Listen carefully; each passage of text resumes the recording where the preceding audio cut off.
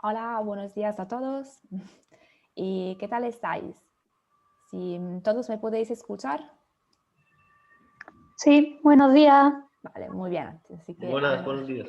Buenos días, Alberto. Se escucha. Vale, perfecto. Entonces, hoy el encuentro va a ser en inglés. Entonces, a partir de ahora voy a hablar en inglés.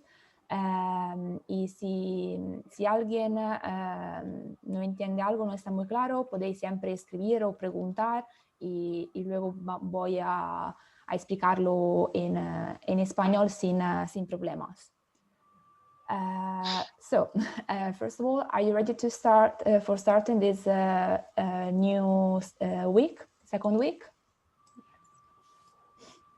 Mm-hmm. Yes. Alberto? Yes. Yes? Of course, for sure. Okay, great. Okay, so... Meglio che in italiano, ma... So today we will deal with coast protection and other brew projects with Mr. Carlo Brandini, who is head of the scenography sector of LAMA consortium. So first of all, thank you, Carlo, for joining this meeting. Thank you. And I will just give a short introduction about the LAMA consortium, and then I will give the stage to you. So the LAMA consortium is Environmental Modeling and Monitoring Laboratory for Sustainable Development, and is a consortium between the region Tuscany and the National Research Council. So today the meeting will be about Tuscany. Last week we have talked about Sardinia. So today we come back, let's say, home, and their scientific and environmental activities involve research sectors linked with climatology, the carbon cycle, meteorology, energy saving, and environmental sustainability. Carlo, if you can please, I will stop sharing my screen so you can also introduce yourself and share with us your activities. Okay. So good morning to everybody. I'm Carlo Brandini, and thanks for this invitation. Of course, I don't speak Spanish, and my English is not that good, but I hope we will manage to understand to each other. So I'll try to do my best to share you. I prepared a small presentation. Actually, is not entirely in English because I have still some slides that were written in Italian that I didn't have time to translate all of them in English, but in case you're interested, we can do that even later, I guess, no? And so, as Julia, yes, Julia told, LAMA is, I'm trying to share my screen. yes. I don't know if you... Yes, we can see you. Okay. So I share the presentation.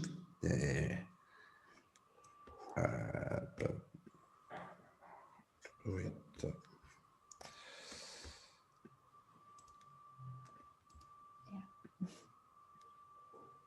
In the meantime, I see new participants, so good morning, everybody. Ecco. Okay. So actually, my affiliation is both CNR, that is the National Council of Research in Italy, and LAMA Consortium, because in particular I belong to the institute at CNR. I belong to the Institute of Bioeconomy, it is kind of a new concept, but it's not so far, because bioeconomy is everything concerning the the C that is strictly connected with economy. No, so blue growth is a part of the bioeconomy concept, and LAMA, as Julia said, is kind of in the middle between the scientific research part. So in Italy, the National Research Council is the biggest entity, scientific entity in working in several different issues, several different themes, and in the regional government, in this case, the Toscana region, they have the majority part of the consortium. It's a real consortium. So we are in the middle, because in the middle between the scientific research and what is public. Public is always interested to things such as management, planning. No, so we provide public services. So services that were built in a kind of research environment, and then are transferred towards the need of the collectivity, which is the place of private companies in this scheme. It's not yet clear, but of course is towards services, no? So is something downstream of this scheme, because the public itself can have an important role in creating synergies between public and private. I think also this one is a kind of public European project. No, it starts from a European project, and that means that the funds for environment, for infrastructure. I guess, I don't know, Julia, what is your project funded by? Who are the funders? Well, it's co-funded by European Union. Okay. So it's a European. It's part of a European project with Spanish entities. I don't know if Adal would like to add something. No. So essentially, these are regional development funds, no? Okay, so no, in this case, it's a European Social Fund project. We are a foundation who organize this project and this event. So, in collaboration with Julia and CSCS. Yes, but the thing is that this is in the framework of a big program of the Spanish government related to create businesses and employ related to green and blue economy. So we presented a proposal. We are developing a project about creating jobs and creating companies in blue economy. So the idea here is to explore what's going on in other European countries related to blue economy, and in this case in Toscana. Okay, thank you for. Thank you, Bel. Thank you. I think it's so. Is some way similar to what I was trying to do. So to say. So LAMA is actually you can go to our website lama.rete.toscana.it. So we have all the services produced by our consortium are present. Most of them, a large part of them, I mean real-time services, for instance, are present in our website, but there are also some functionalities that I won't show today, but you can explore them using the website. For instance, our GeoPortal, so a portal in which information, data are shared, and that can be available to users. But yes, I think there are several similar tools in everywhere. I won't say still there are so many because data are still very much protected by data producers, because they have a value, and especially scientific people are very jealous about those data. I think it's very important to share data among people, because the data can generate by themselves economy. So within LAMA we are divided into 4 major sectors. I mean, actually there are 3. One is meteorology, climatology, atmospheric physics. So the services they provide is the official meteorological service of the Tuscany region government. Then oceanography, in which we also, it's kind of new this in Tuscany, because we start to have a oceanographic division and an oceanographic services only a few years ago. So it was a matter of building this, because this is very demanding in terms of what the time and resources needed to build this kind of oceanography service, because we need infrastructure, we need people working on it, and finally geomatics. And these are all the services that are provided using geographic information systems, so GIS.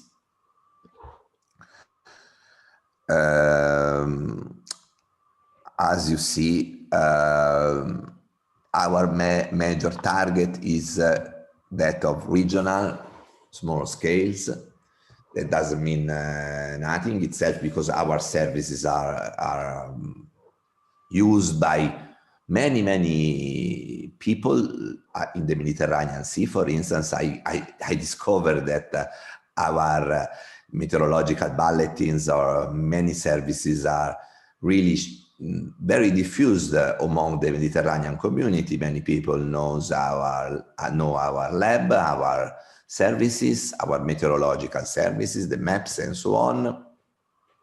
So we are part of the chain for regional civil protection, and also we have several collaborations. For instance, in the marine field with the Coastal Guard. For instance, they use a service that we tailored specifically for them in the Sicily Channel. So, because you know, it's a really critical region for emergencies, for the migrants' situation, and so on. So they need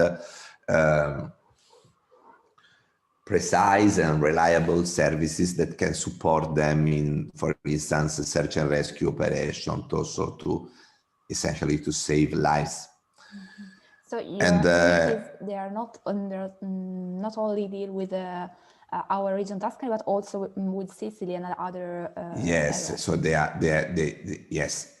Although the initiative starts from a regional meteorological service, many people, even outside Tuscany, so in the Mediterranean, we can say, use this kind of meteorological and meteomarine services.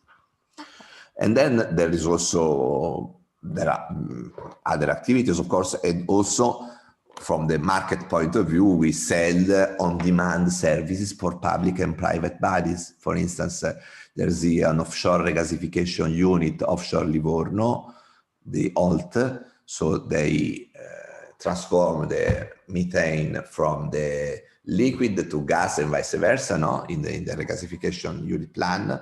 So they need a precise and reliable meteorological service to manage their activities, as the meteorological service and meteorological data is very crucial to organize activities at sea. And you should know it very well, because all the activities at sea are strictly connected, the management of them to this a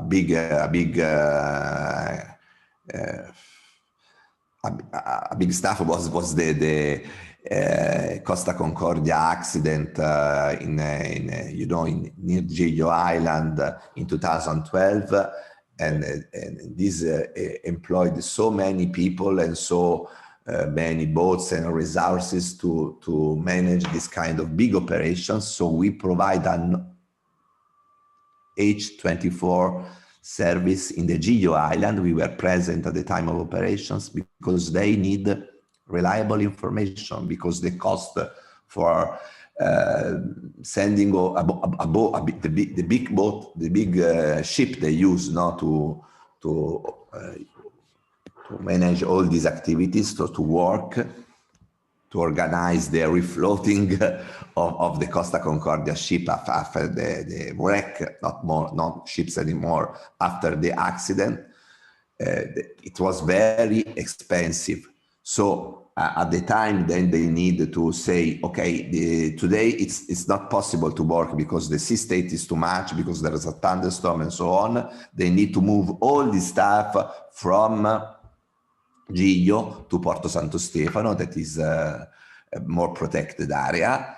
But this costs so much, so they need precise information to do that. No? So just to mention what is the cost of sharing, of providing good data to customers. This is a good example, because the cost of doing something similar was of the order of more than 100,000 or 200,000 euro per day.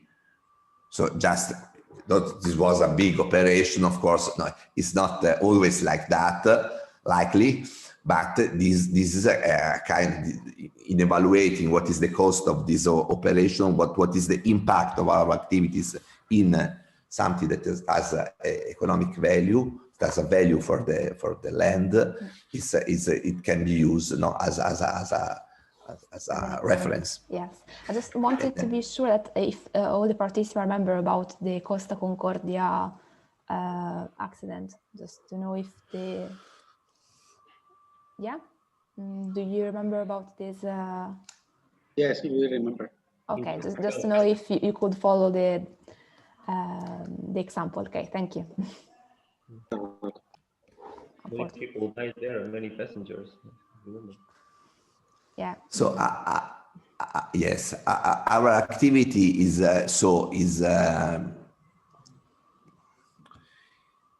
what we usually call operational oceanography. Operational oceanography in itself doesn't mean nothing except that there is operational before oceanography word, but because I think many people don't use, for instance, operational in front of the word meteorology, because meteorology is operational by itself.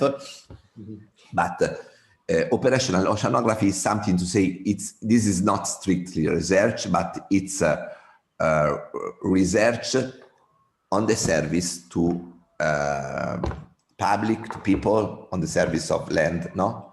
So on the service of what is really needed by our society. So the operational oceanography paradigm is essentially based on 3 pillars. So the one is observation, because we need good observing data from institutional network, so in strict collaboration. These are always, most of time, these data, these observations are produced by public entities. So, for instance, in Tuscany, Regione Toscana, or the national governments, or the regional environmental protection agency. In Tuscany, it is called ARPAT. In other regions, it's simply ARPA, or the national systems that is under the management of ISPRA in Italy, or even research bodies such as CNR, to which I belong. So there is a lot of technology that is in use by these entities. No? Then there is the second pillar is about modeling. Modeling it's a standard way, I would say today, to produce many data, many information. Are models a reality? Of course, they are not. They use many approximation, but they have a big capability to do something that with observation we are not able to do. First of all, observational, most of time limited to the sea surface, because the sea is a very harsh environment, so it's difficult to observe it from the surface to the sea bottom.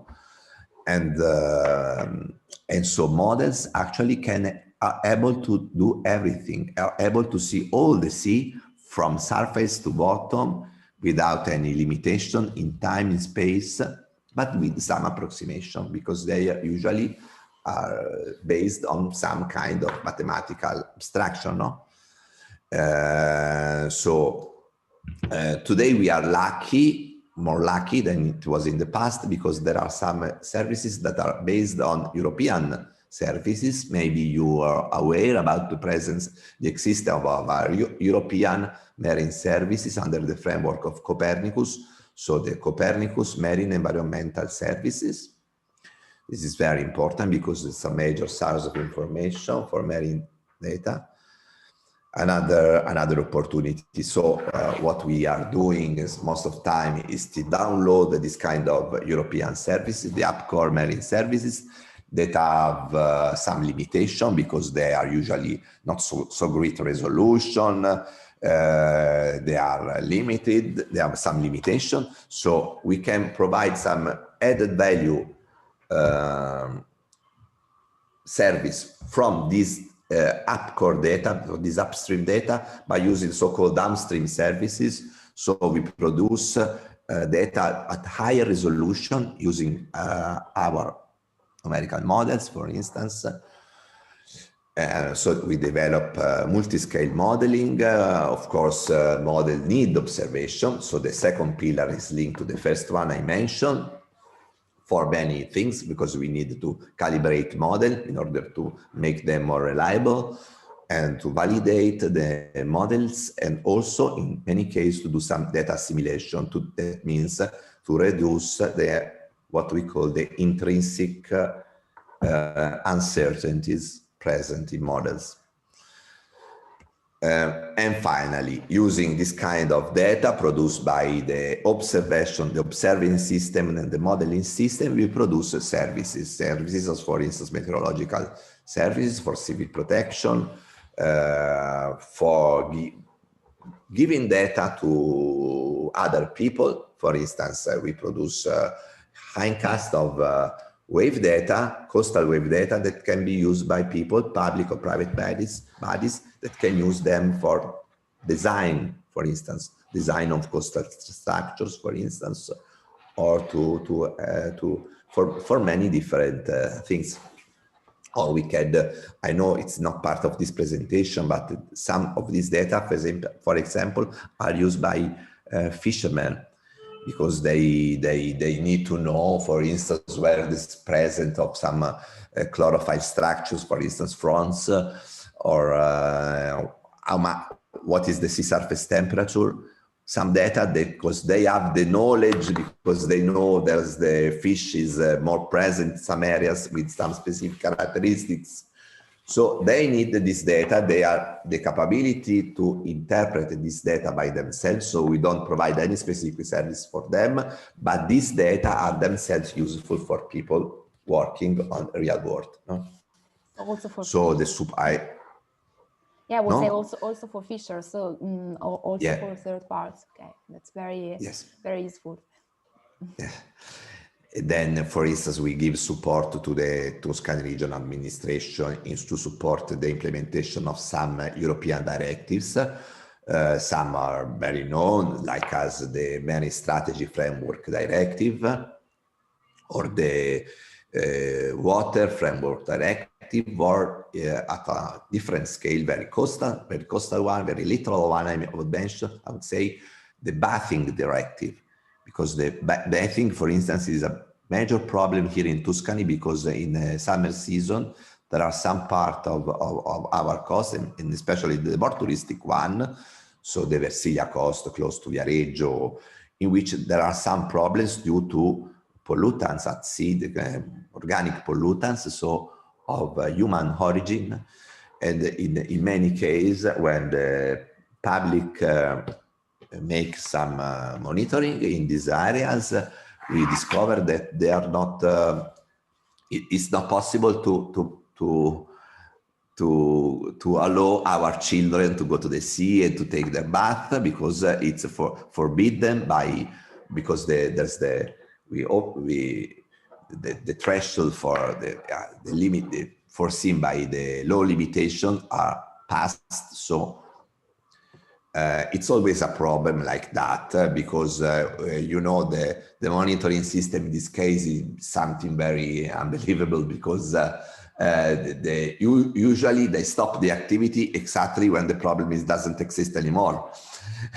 And so because the monitoring is always has the result always like 48 hours after the real pollutant accident. So it's really a disaster. That's why models in this case are very important to support this activity, to give more precise and reliable alarms. So to better manage this kind of activity, also the support to the Coastal Guard in many cases. For instance, last year, in 2018, not last year, but last year pre-COVID, there was a big accident north of Cape Corse caused by the collision of two ships. And there was a large oil spill accident at sea, and we were able to support the Coastal Guard with our forecasting of what was the possible pollutant drift, the oil spill drift, that finally, as in our first forecast, it hits the French coast close to Toulon. So it was very important to give this data to them to manage all the anti-pollution activities.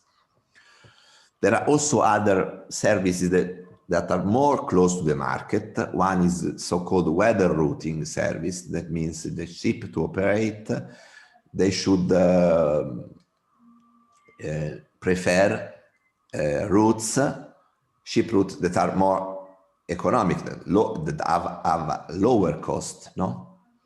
So the best route to the optimized route, because in many meteomarine conditions, so when there's the sea is well developed, where there are many waves, no? In some parts, it's better to plan the route in order to reduce the cost for navigation. So this is more commercial service, I would say. Other possible services are due to the port activities, because also the navigation close and in entrance to port can be very critical in many situations. So there also ports are a part of the land development, no? So the blue growth. It is very important to give good data to manage this kind of activities. So there is a great interest. This is not the conclusion, because but it was something that I will also present the same slide in the conclusion as what is our role. So in a traditional sense, we are a research body, so we need technology. So we need to acquire technology from someone else who is able to produce technology. For instance, there is a large part of technology that is produced by the market. They are present on the shelf today. So for instance, having specific tools, specific sensors, marine robots, radars, there are so many technologies, so tools available for ships, to be mounted in autonomous marine vehicles, to be mounted in buoys. I mean, there is a lot of technology. So we are part of a system that has some specific requests. For instance, the request for innovative, sustainable technologies. So we are customers of a technology market. This is something we can be like that, but we can also, at the opposite, be sellers. So we sell services, no? As I say by mentioning before the regasification unit offshore Leghorn, no? So we sell services to an industry, essentially to a private company, because they need data and we need to produce data in the form they need. This is costly. We need to have the presence of some people working on it. So this is why the arrow is in the opposite direction, no? Not from the market towards us, but from us toward the market and the market needs. And then there is some other possible paradigms. So somewhere in the middle. So in a more proactive scheme, there can be a more strict synergy between public and private bodies. We have a different role, no, as a public company. So I mentioned you before the presence of a geoportal, no other initiatives, even at a European level, there are similar initiatives. For instance, eModnet. I don't know if you know all these kind of DataNet. So public at a European level or at a national level, we produce data through advanced model, data collection, data processing. We return this data to the community. Then, innovative company use this data to give them to produce added value services that increase their value. They sell their services based on this data. I think this is something very, very nice, much nicer than other, no? than simply selling or acquiring, because it's a distinct role between the public, what the public should do, and what the private should, which data private should use. Of course, who is going to pay this data? The public, the government, because they are interested to develop the blue growth, the blue economy. But it's always like that? Of course, no. We know that research fundings are cut many times. We are limited in personnel. We don't have the budget to do everything. For instance, even share data by themselves is not like producing data. It's a job.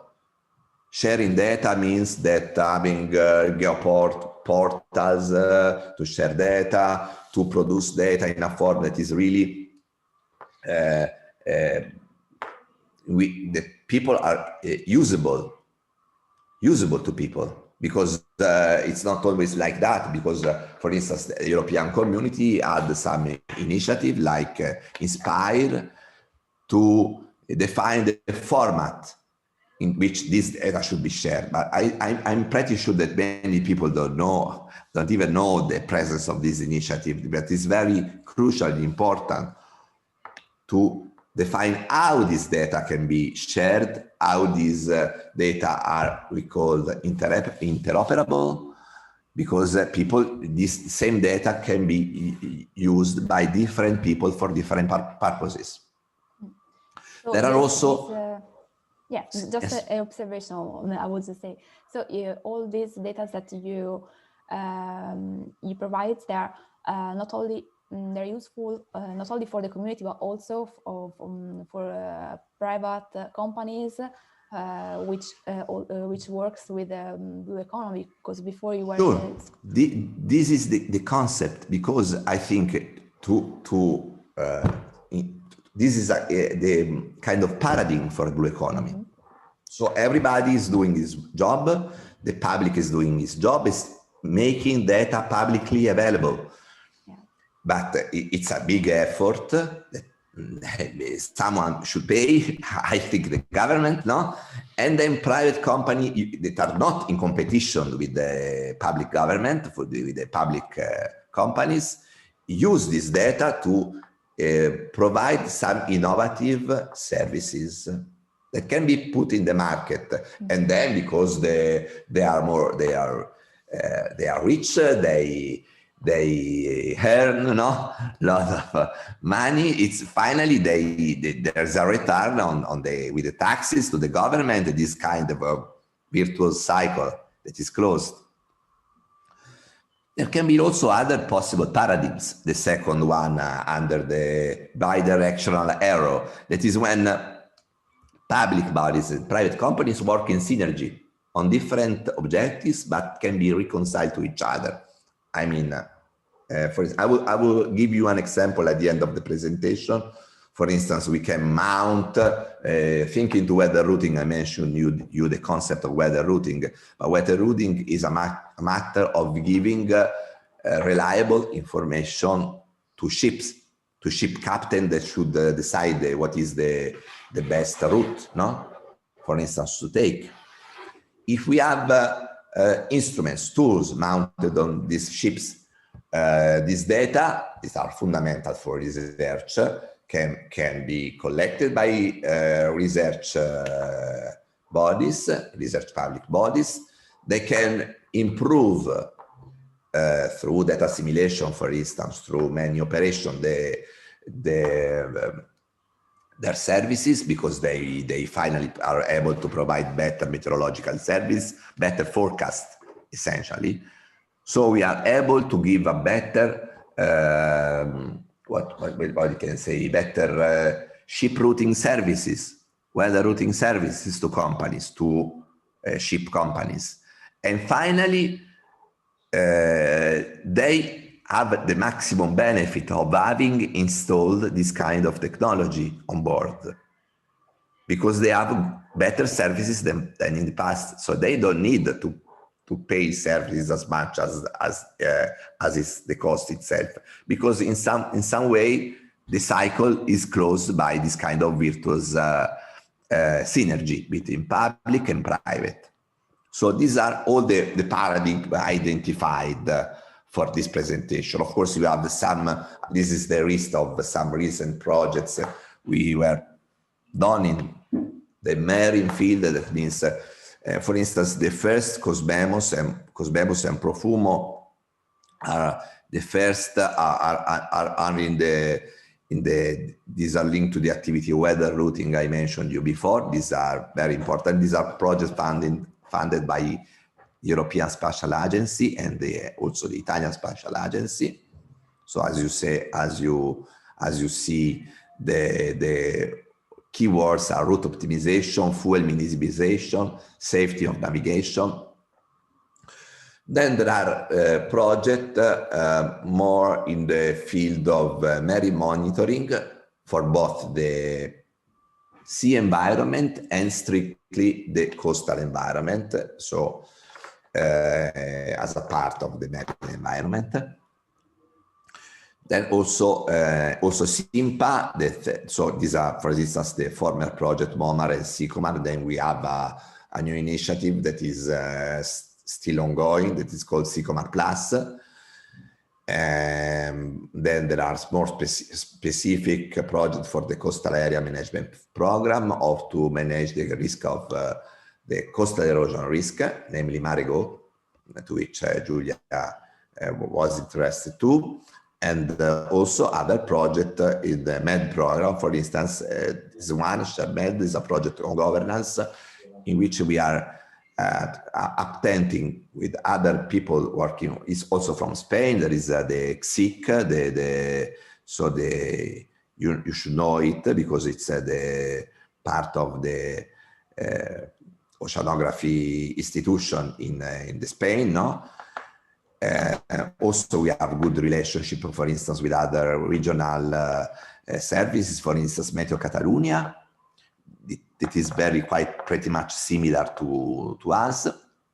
So what is important in this project is to sharing data, because sharing data is very important, not only for giving data from public to private, but also for public itself, because many institutions that work essentially in the same things are not always sharing data to each other. No? So it's very important for us to having all this data in common that can be really...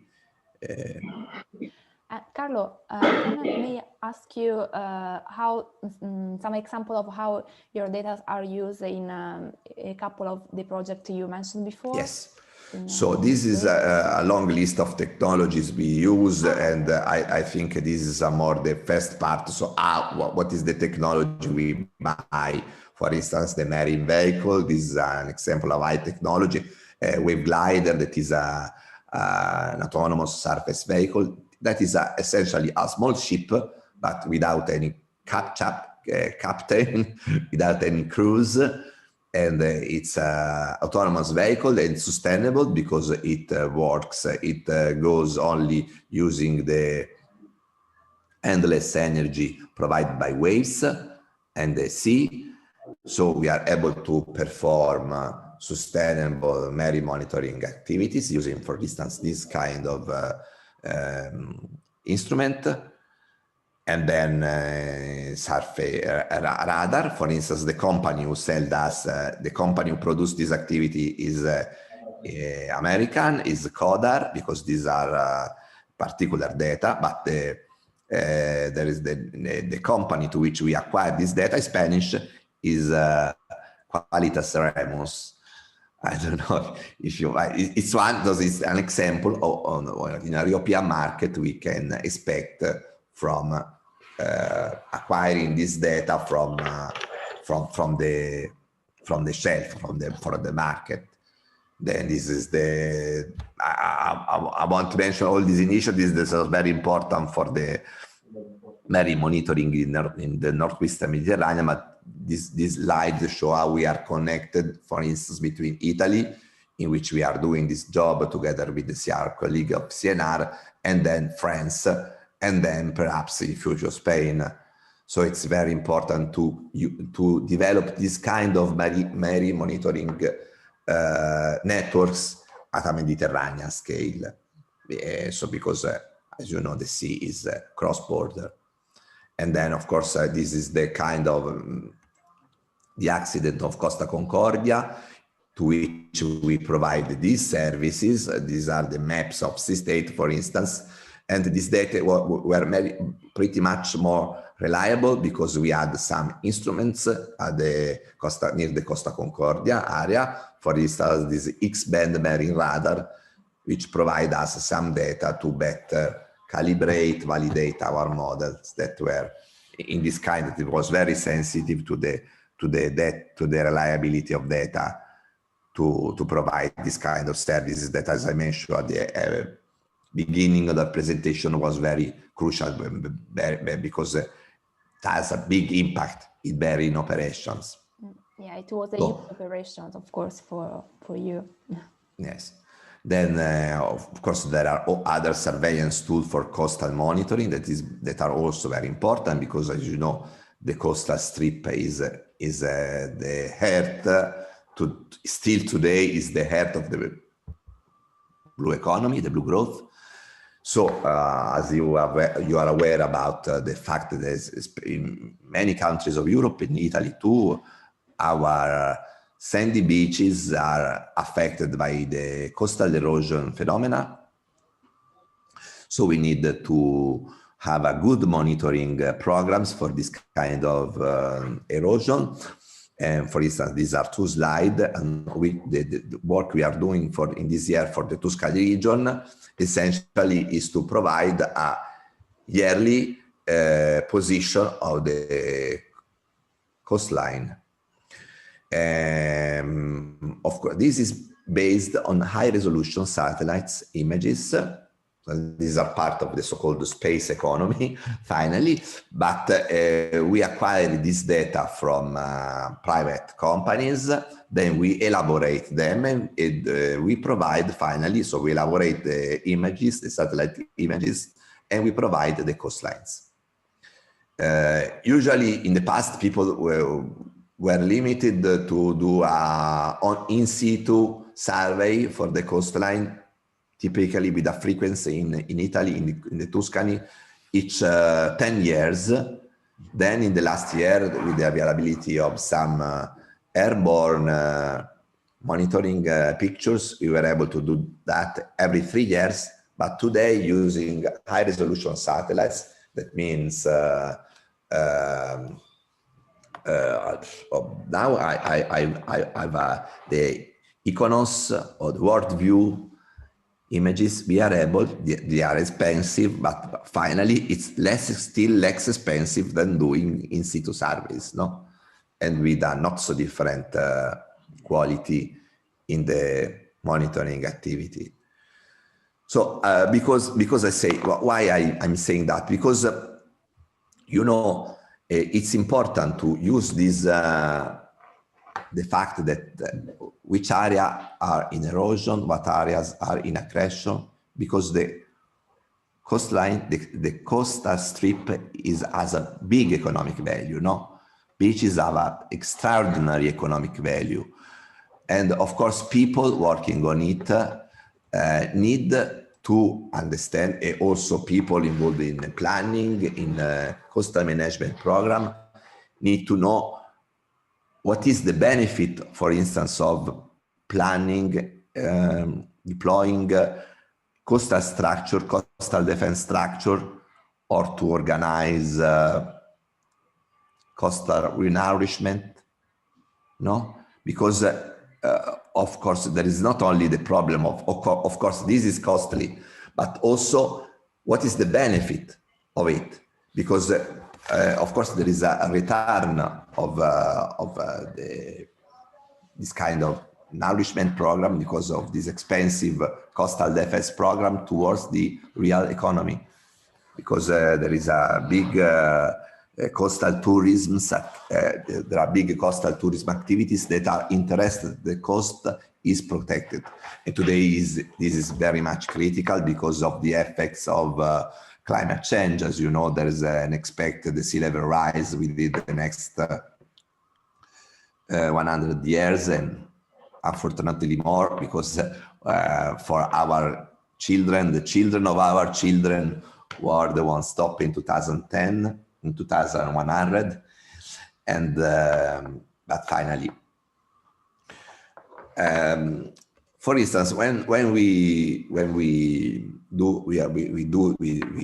computed this trend for Tuscany regional administration, we discovered that the situation of the last year wasn't that bad as they expected. Finally, you see, with respect to the past, these kind of green areas in these diagrams are bigger than in the past. So despite the effect of climate change I mentioned you before, that's why we guess some political management plans have a positive impacts. I mean, in terms of what they do for nourishment, in terms of the land management, the basin scale management activity, management of sediments, for instance, because, and I think finally, this is very important, but it's also, the concept here is it's very important to make this kind of marine monitoring program, because we have a real-time thermometer. What is the situation? What is worth to do? And what is the value and how we can assess and better design the coastal through coastal planning. So the activities that can help to defend the coastline, the coast, and so to save its economic value. I don't know if you more or less understand this, but I think this was essentially the concept. So, monitoring based on a yearly basis is very important because, for instance, we are able to see the real-time impact of, for instance, linked to the construction of small-scale defense that not always, as in this case, have a positive effect. As you know, just to, this is important from our public point of view, not from the government point of view, because just the fact that you built this small structure to defend this small house in the Ombrone National Park area, they produce this kind of large erosion in this bridge, north to this defense scale, to this small defense structure. This means that we need to monitor these kind of things, also because many times this can produce even more problem than just to defend one single house. No, unfortunately, this is the situation. So it's always better in this case to think to not structural defense, but better to improve, to use nourishment. So we also have collected data because as we are aware that there's the climate change and there is a kind of climate evolution of the climate. So we produce hindcasts on this based on public data. So the European Center for Meteorological Weather Forecast, ECMWF, that is not is going to be moved from England because of the Brexit. It will be moved in other place in Europe. The Computational Center, for instance, is going to be moved to Bologna in the next period. But finally, we use this kind of climatology data they produce to downscale them and to produce higher resolution data along the Mediterranean coast. So, for instance, this data at the scale of the Tuscany is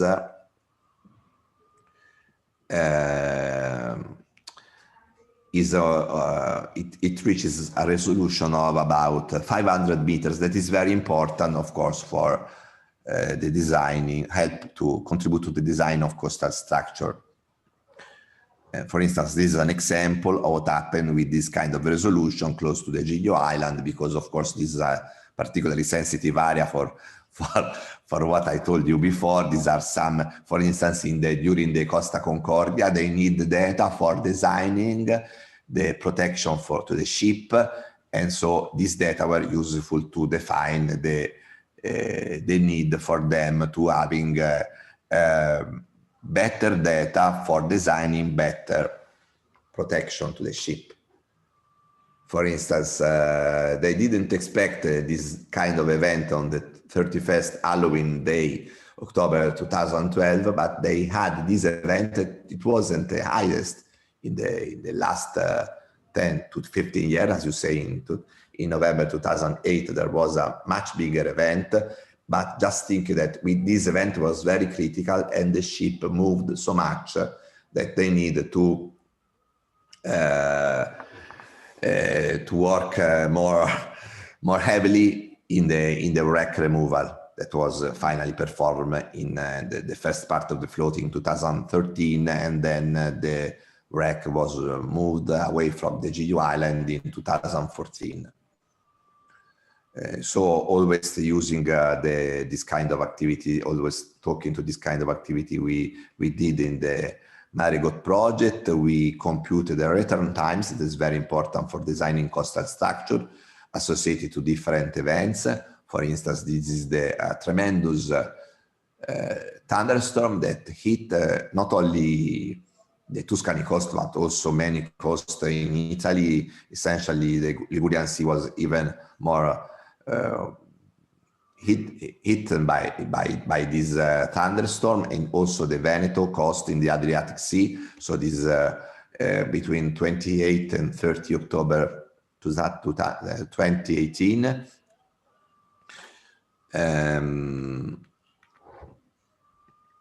And so also the historic coast structure close to the Giglio, to the Rio Maggiore, nell'Elba, was destroyed by this kind of accident.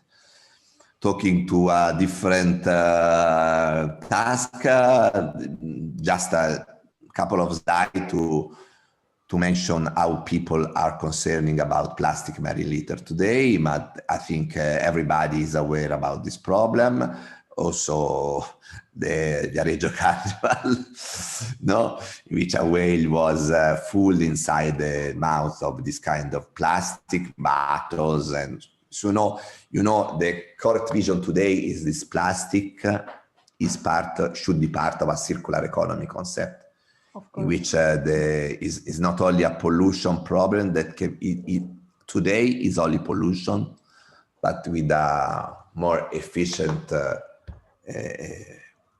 economy, it should be part of a circular economic concept. So plastic should be recycled.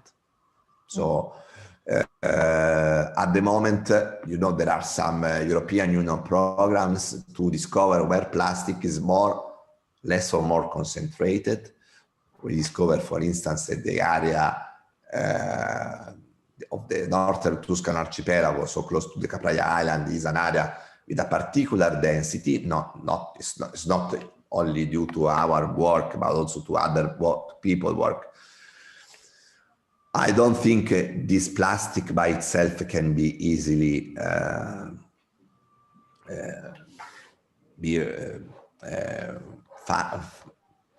founded, and because it's very expensive actually. But what we can do is to avoid that these plastics go at sea. Mm-hmm. So to try to stop these plastic fluxes from rivers, mainly from ports, from coastal cities, from ships to the sea. And we should do many things to avoid this. All these concepts are linked to our coastal circular economy concepts, but finally we need to stop this flux, no? You know, with a better politics, and also with the more efficient companies working on this issue, so on circular economy. And also, of course, to try, but I think it's not the priority, to clean the sea, because this is more a matter of technology. But today I don't see any good technology yet available, because I see many experimental technologies, but very limited in their action. It should be a priority, like to identify where the plastic. Yeah. Because yes. Yeah. You know, these maps, for instance, are limited. So, for instance, this map is limited to the sea surface. We don't know practically nothing on how plastic is distributed on the sea bottom, but we know that a percentage that is estimated 99% of the total plastic present today in the oceans are in the sea bottom and not at the sea surface.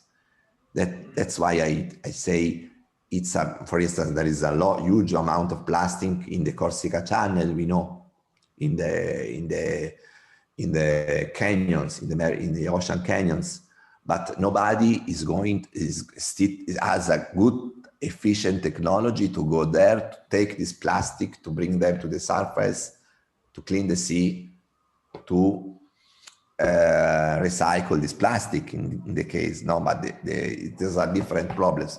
We can capture this plastic from the rivers through specific nets, to better governance, to better practices. There is also the awareness, like to sure, to let people understand the importance of recycle the plastic, as you were saying before, the circular economy, and also, of course, for the environment problems. Yeah. And are you planning any kind of project related to this problem? We are open to do it. At the moment, we are part of a MED project. This is Plastic Busters, MPA, in which the Spanish partner is the Instituto Español of Oceanography, IEO, and we work together with many partners, University of Siena, ISPRA, IFREMER. And of course, these maps, for instance, were produced within these kind of initiatives. So we are developing models to understand how plastic is distributed. But I think there is still some lack, some difficulty to link this kind of research product to what is really needed to reduce the problem, to improve some circular economic concepts and actions. Yeah, of course. Maybe we can ask the participants if they have any ideas or inputs about how we could support these initiatives in any kind of way. I don't know if you have some examples or ideas. Feel free to share with us. Or maybe we can go on and then in the last part you can also share. Okay. Thank you. We also had other projects. This is very briefly impact project, because you know there is some competition in interest between the needs for the harbor and ports development. For instance, our Livorno port in Tuscany, La Spezia, Genova port itself. There are some very large initiatives to enlarge these ports because they have a great commercial values. There is some giant ships that are day by day present in the Mediterranean Sea. So in the framework of this economy, the blue growth is very important to have bigger and more efficient ports. But there are also some environmental issues connected to the fact that, for instance, in the Mediterranean, ports are in many cases very close to marine protected areas. This happens, for instance, close to Livorno, which the marine protected area of Meloria, that is under the Parco di Migliarino San Rossore management, is so close to the port of Livorno, and we need to understand well what is the dynamics between Livorno, for instance, the pollutants coming from the port of Livorno, and the needs to protect the marine protected areas. And we were careful, so this is very technical, but finally it's difficult to explain all these activities, but what we are doing is to identify in each month, in each season, what is the typical time at which a generic pollutant coming from the Livorno port can go to the other areas. And this is a matter of computation, but it's very important because we understand so much, for instance, why this very protected area can coexist with the port, because as you can see, the dynamics along the Tuscan coast is pretty much in this coastal direction, so from north to south and vice versa, and less efficient in this direction. So that means that marine protected area is at the moment quite safe from the fact that the port is also a source of pollution, of pollutants. But it's very important to design the coastal structure and the routes of ships in order to maintain this kind of delicate systems. In the framework of another project that is called SIMPA, still funded by European Spatial Agency, we develop a kind of traffic light application. I think this is also nice because, you know, it's not only a matter. This project was led by Vitrocise, that is a large Italian company, but it's well established even in other European countries, for instance, in Belgium, in Germany. So for the industrial part, so they implement this concept in some of their system to essentially, this is due to the need of having better products to support the management of coastal marine protected areas that are very coastal ones. For instance, there are many situations due to the ocean dynamics activity, due to the presence of specific biochemical features, for instance, chlorophyll or nutrients or whatever we want to protect. For instance, this is an example for the Portofino marine protected area.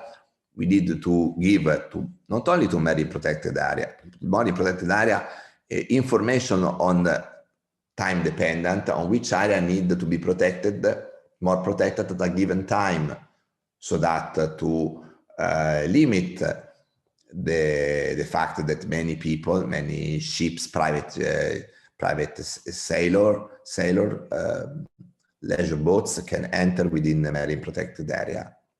but also they have in return this kind of benefits because they have many information concerning the very protected areas, concerning the economic activities around this area. So it's towards a concept of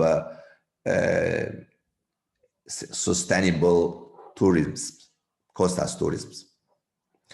And finally, also I mentioned the fact there was one of the paradigms as mentioned you before. This is for the Cosmemos Profumo projects. So there are some boats in the Mediterranean that are part of this kind of cooperative measurements. We installed within these ships many measurements tools, meteorological tools for having.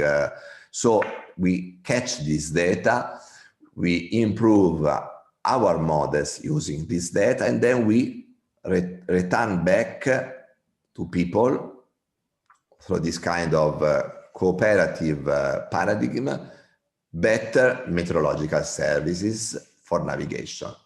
This is another possible concept for the blue growth. So finally, I invert the two titles. The first was conclusion. This one is this kind of possible paradigms, but I think it's the same. I think the last example I made is the end one. So this kind of synergy, but I think also the third one can be very important. All these can be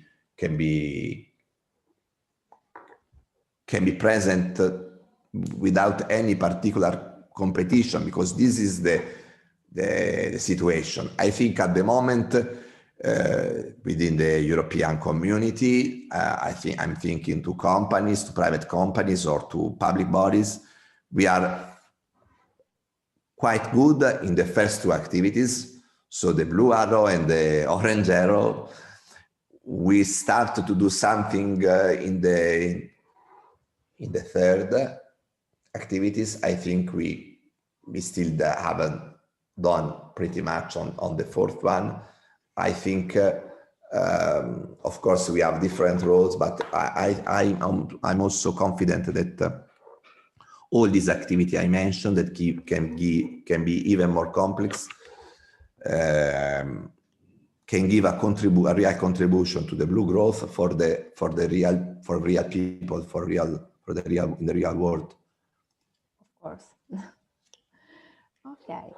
Thank you very much, Carlo, for your very interesting presentation. Now, I would like to ask the participants if they would like to share any ideas of, we have seen different concepts from the importance of the data, which they can be used in different activities, also for blue companies. So from the fishing we have seen from different activities. I don't know, maybe Anna Maria would like to make some observation also related to your company and how the data they provide could be useful for your activity.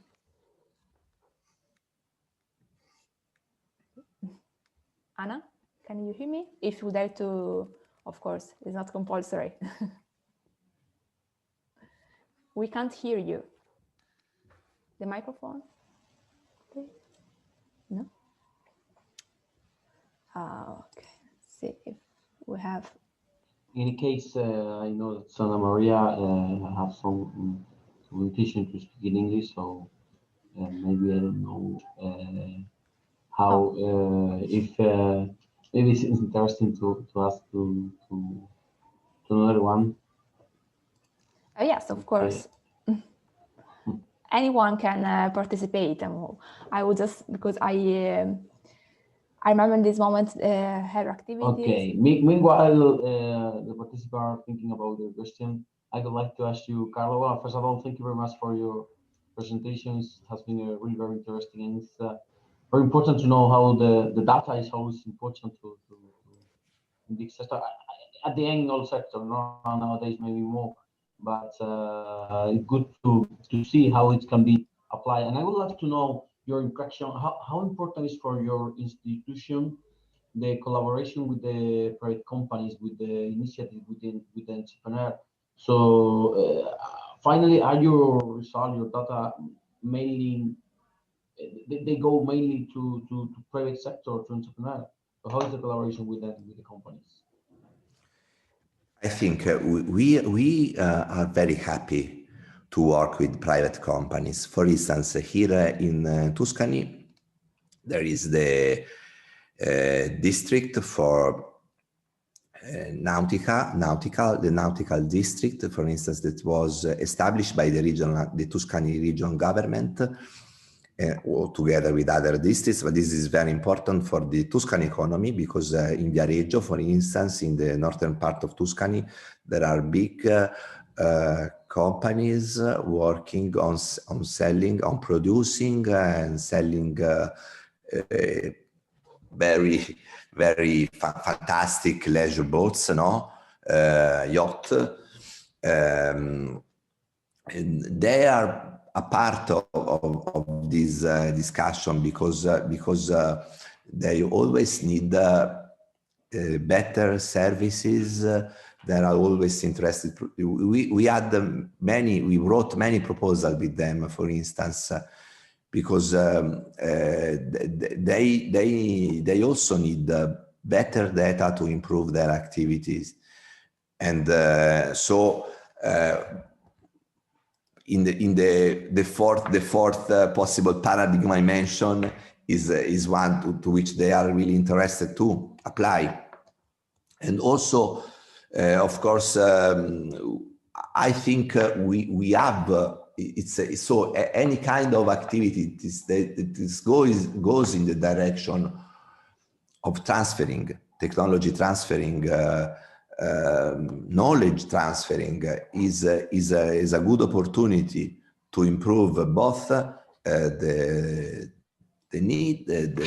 services needed for private companies, or to make their ideas, their initiative growth, because they need data and these data are very expensive to obtain, provided there isn't a public service and public commitment that they produce this data.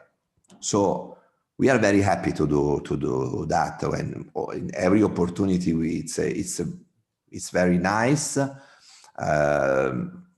I think there is still some gaps in implementing the blue growth concept. I think we are not really very efficient at the moment. But I don't limit my talk to Lamma in particular, or to Rese. I'm thinking to a wider extent. I think we can do much better. For instance, there is a European directive. It is the marine spatial planning. I don't know if you are aware about it. It's very important, both for public and private sectors, because we need exactly what happens with the land management at the urban scale, for instance. For the sea should be the same. The marine spatial planning should give the tools to plan what will be the future sea development. So is a fundamental part of the blue growth.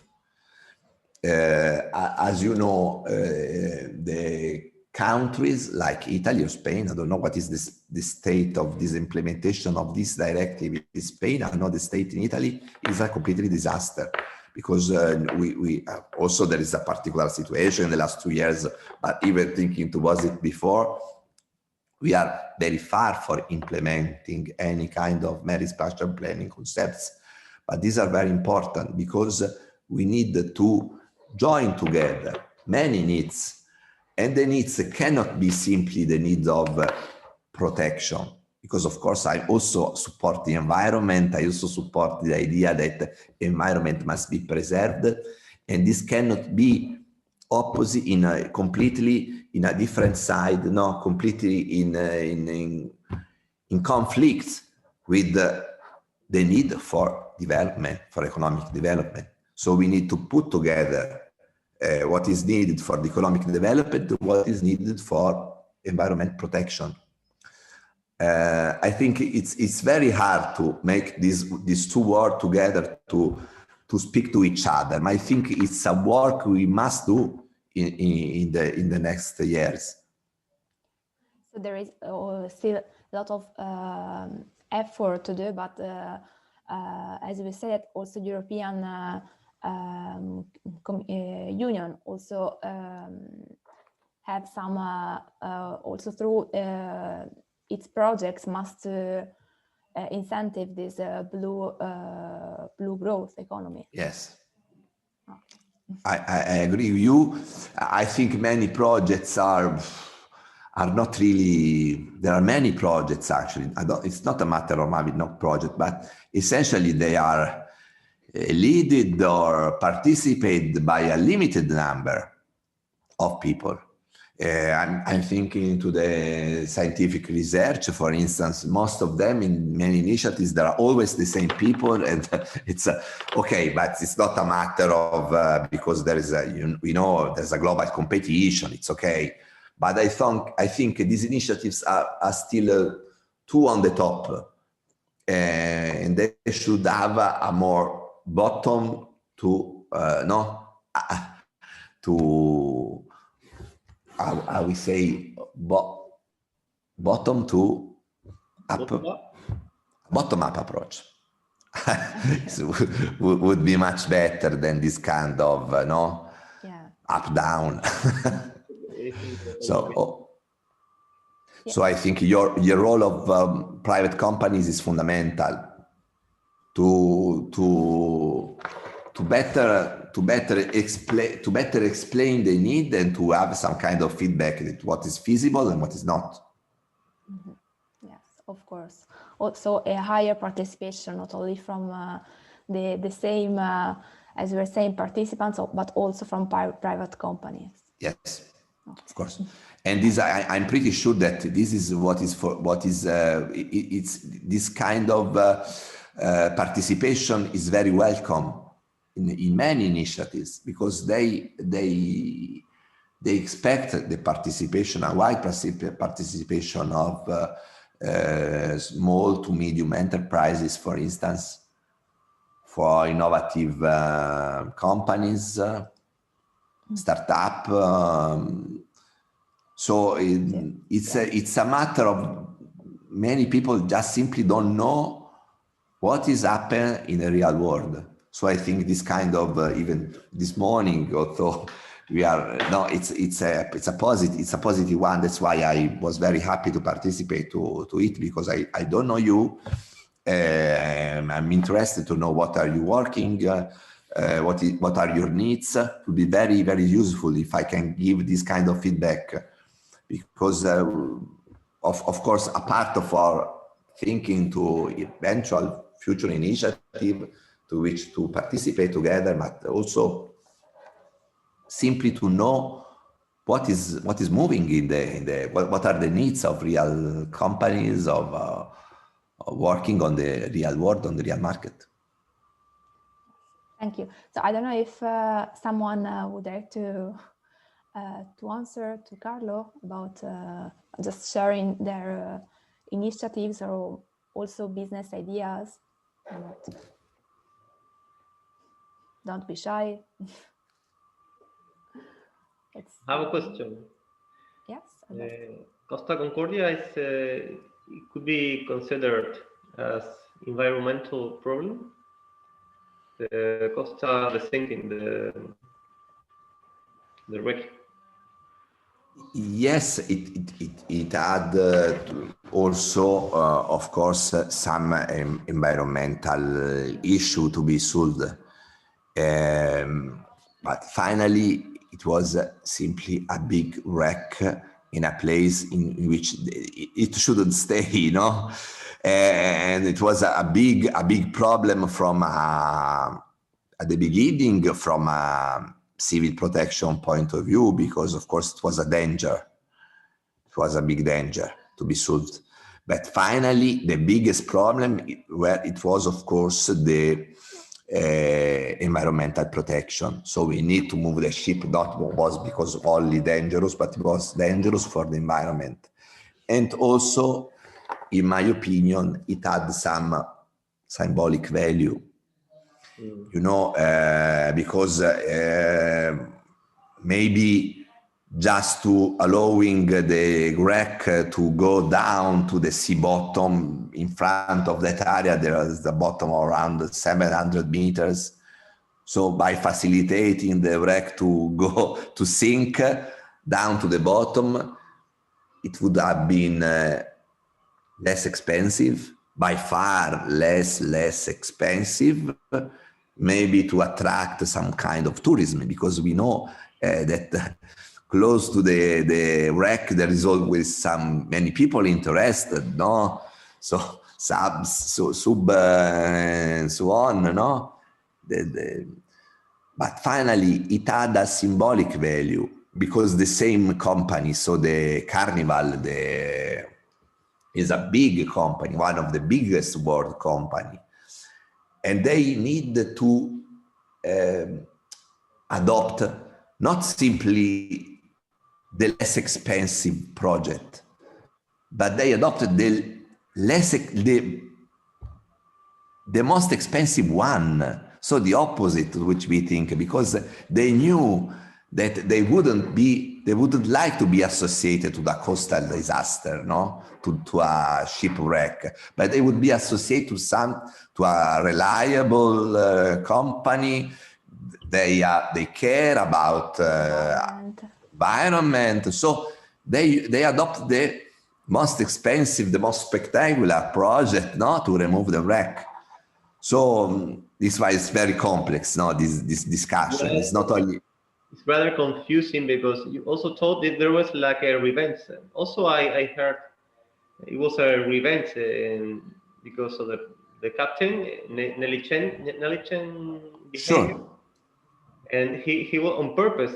He sunk the ship on purpose, perhaps. Yes, but I mean, there was a big disaster caused by it's sure. From environmental island or whatever, I'm not sure. Yes, but yes, it was a human error. Nobody denies it. That guy is on prison not today, so it's a big human error. But the company, what is interesting for the economy, no, is that many times it's not that private companies are against the environment. They are happy to be associated to good environmental practices. And this, of course, it was an example that cannot be adopted in many other situations. But I think there are a number of situations. I think people working on wastewater treatment plants, they don't like to know that at the end of their wastewater treatment, when the water goes into the sea, that sea is shit, no? It's no. They want to be associated with the concept of providing clean water, no. So they because they also selling drinking waters, no, for instance. So they support the ideas that coastal cities, for instance, have good services, they have good drinking water, they have good environmental services. I think the concept of making private and public into conflict is a wrong one, because I think many people are simply need to improve their practices. Or, of course, there cannot be a not governed, not development. Yes, of course, as we were saying, public and private institutions or companies should collaborate more in order to develop this blue economy. So, for example, also in tourism, as you were saying, also to be more sustainable, more aware of how also we can develop tourism in a sustainable way, for example. Okay, so thank you very much, Carlo, for your presentation, for sharing your knowledge, very important knowledge. I know that some participants could not attend the meeting today, but if anyone would like to ask also later something to Carlo, any observation, comments, or inputs, I will give his contact, so maybe we can have future collaboration, which is, as Carlo was saying, is also important to see new ideas, not only from the same ones, but also from the new person, people. Okay. So Abel, would you like to add something? Okay, yeah. Yes, thank you, Carlo, very much for your presentation. Yes, and the other participant maybe will see it after in the YouTube. So please don't miss this very interesting interview, this very interesting presentation that is really an important point of view, a different point of view about the blue economy. Yes, I will just like to add to the people that tomorrow we're going to have the meeting at 3:30, isn't it, Julia? Yes. But in the morning, there is a very special event in the framework of the same project, but it's a different action. We are going to have a summit, conference event, whatever you can call it, and it's all about blue economy. Okay, so I will send you after the information. It's really very interesting that you participate because it's going to have a very high level. There are very interesting institutions participating on it. It was also an action to be developed in physical place, but of course, finally, because the situation, we are going to do it online. Okay, so you are all invited to participate in the. So you will see the information after in a while. Okay, so thank you and see you tomorrow. Thank you very much, Abel. Thank you, Abel. very much, Carlo, for your participation.